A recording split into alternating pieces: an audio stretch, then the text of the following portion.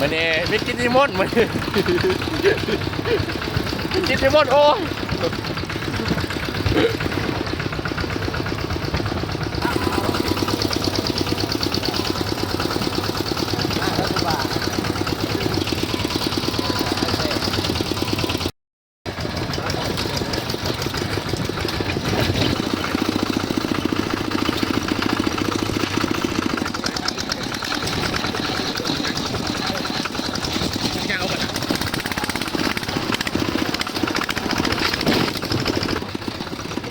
แม่แรงกว่านี้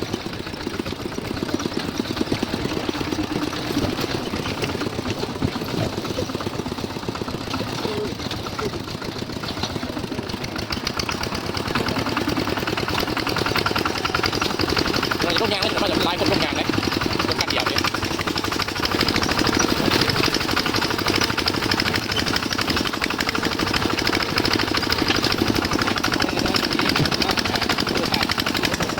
เดี๋ยวนะสักหน่อยมันว่าเดี๋ยวต้องก่อนต้องก่อนต้องก่อน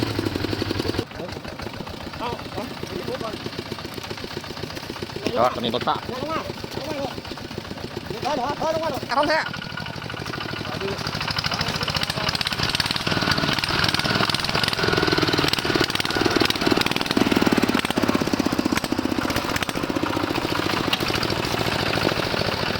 เดี๋ยวไปก้อนสายฟ้าข้างไหนก้อน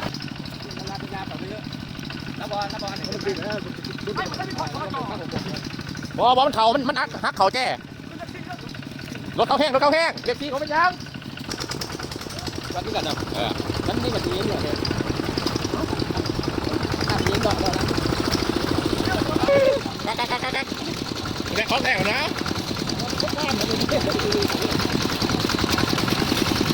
เอาเบิร์ดแล้ววันนี้เบิร์ดของงานแล้วไอ้ยังมีอีกอยู่แหวนนี้แหวนไม่ใช่บอกยังไงกันว่าเขาวางแห่รถคันหนึ่งแห่ยักษ์เขาเองที่เป็นได้ชวนทุกคน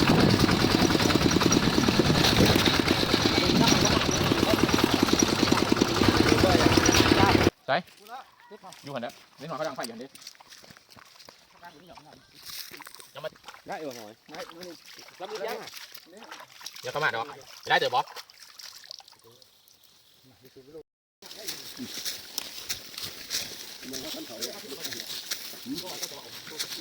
เขาบอกว่าไม่แยกครัวถ้าแยกครัวนี่ไปถึงสวนมัง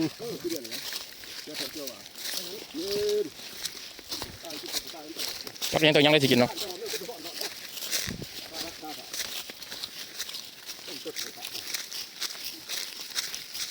เชือกบอกทอดฝากให้สารวัตรกันนะโอ้ก็แคมอันนี้เนี่ยแมนแคมพลอยให้เนี่ย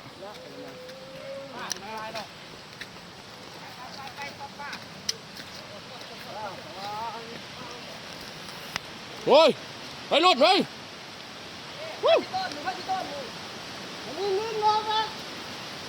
ป้าพิชายเนาะ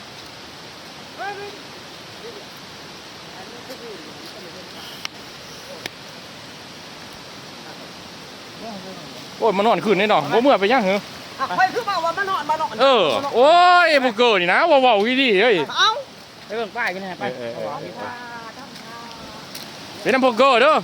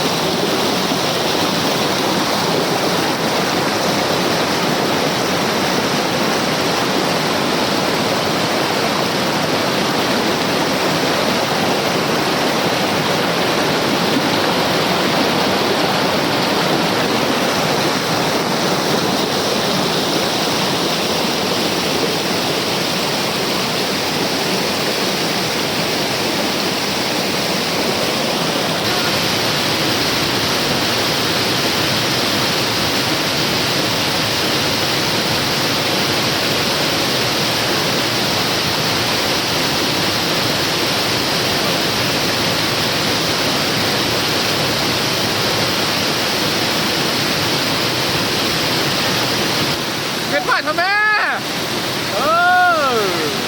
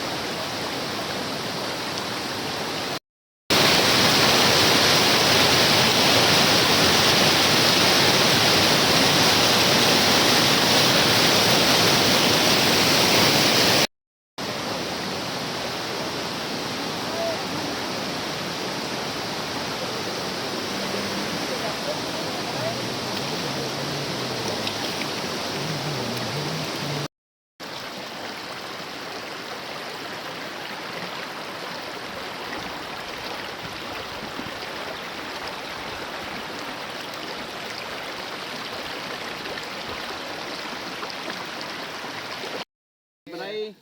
คือสวกมากพี่กายเนาะ โอ้ยพี่กายของส่วนหนาแน่นอน พี่ดินจนเที่ยวเข่าอันนี้มันเข้าไปยังสู้อยู่ บ่พี่สู้จะได้กระตามดอกคันว่าน้องเอกนี่เศร้าโล กลัว หากี่ไงบูไงทบพี่กาย มันบ่ทันคนรถบ่ทันเที่ยวลาย รถนี่มันก็ขึ้นมาแล้ว รถไฟหันตอนแทกแตกเลยมันเข้าเบิด พี่ครับนี่ ชุบเลยดิพริกเลยดิ